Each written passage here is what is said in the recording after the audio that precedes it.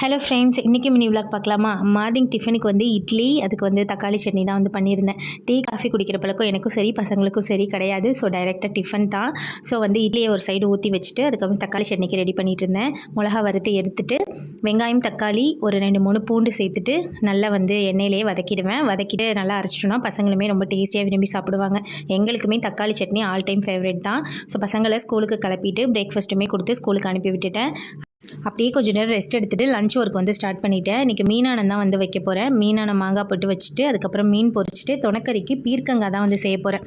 நான் ஒரு ஸ்டைல் சொல்லித்தரேன், அதே மாதிரி பீர்க்கங்காய் செய்யுங்க. டேஸ்ட் வந்து சூப்பராக இருக்கும். நம்ம புளியூத்துற ஆனம் எல்லாத்துக்குமே இது நல்ல காம்பினேஷனாக இருக்கும்.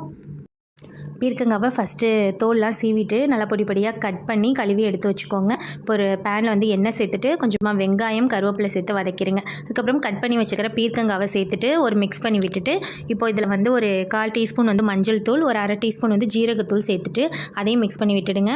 அதுக்கப்புறம் நான் இன்றைக்கி வந்து கொஞ்சம் இறால் சேர்த்து தான் இன்றைக்கி வந்து பீர்க்கங்காய் செஞ்சுருக்கேன். நார்மலாக இப்போ வந்து நம்ம தீச்சக்கறிக்கெலாம் இறால் போட்டு செஞ்சோம்னா டேஸ்ட் வந்து சூப்பராகவே இருக்கும்.